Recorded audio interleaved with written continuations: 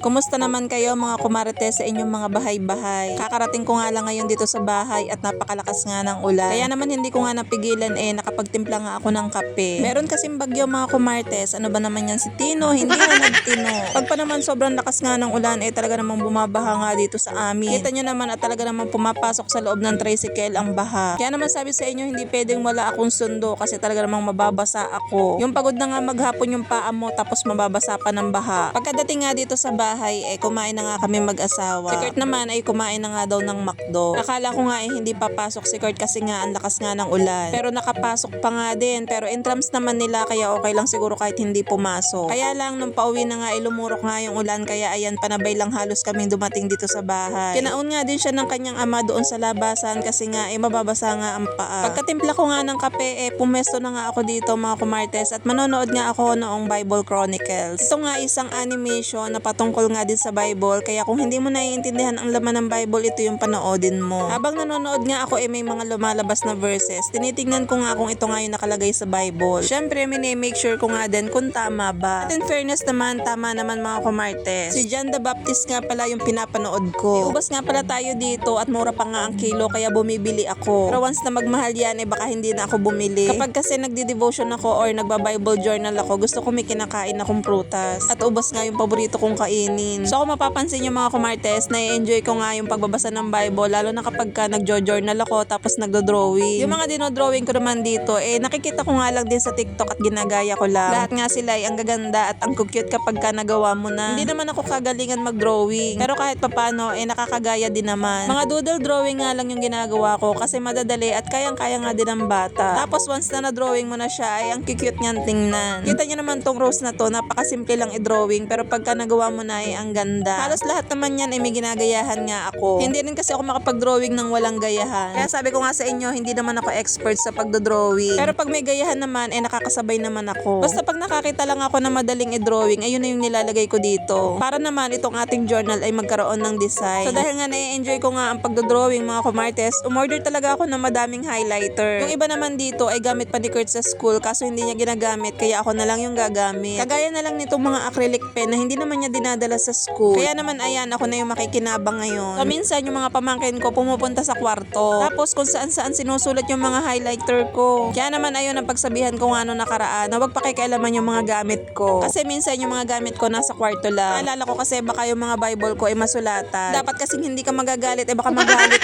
ka. Kaya naman sabi ko nga kay Kurt kapag ka nga nasa kwarto ang mga bata sabihan niya. Dahil kung hindi niya nasabihan ako siya yung malalagot sa akin. Lalo pa naman si Kayla naku wala yung pakialam kasi nga maliit pa. Yung devotional notebook ko nga nasulatan. Pagkatingin ko nga puro bura ng ballpen. Naalala ko si Kayla nga lang pala yung pumasok sa aming kwarto. Kaya lesson learned, itataas na lang yung mga gamit para hindi magalaw ng mga bata. Syempre mga bata wala naman niyang alam. Pero kahit papano napapagsabihan naman. Syempre mga kulay yan, may enjoy talaga ang mga bata kapag ka nakakita ng mga color. Okay lang naman sa akin na magamit yung mga color. Wag lang masusulatan yung aking mga notebook. Talaga naman yung hindi dapat tumaas itataas. Ay baka ma-high blood ka lang. Nasa Book of Genesis na nga ako mga kumartes. Kaya ang pinapanood ko ay yung Bible Chronicles. Kasi kung ano yung nasa Genesis, yung Bible Chronicles na andun yung mga kwento. Kaya kahit hindi mo basahin yung Bible, maiintindihan mo. Pero ako nga, bukod dito sa English, syempre, meron din akong Tagalog version para mas maintindihan ko yung nakalagay dito. At ito pa nga, dadating pa lang yung in-order ko na Bible na Tagalog version. Yung Bible na yon ay pwede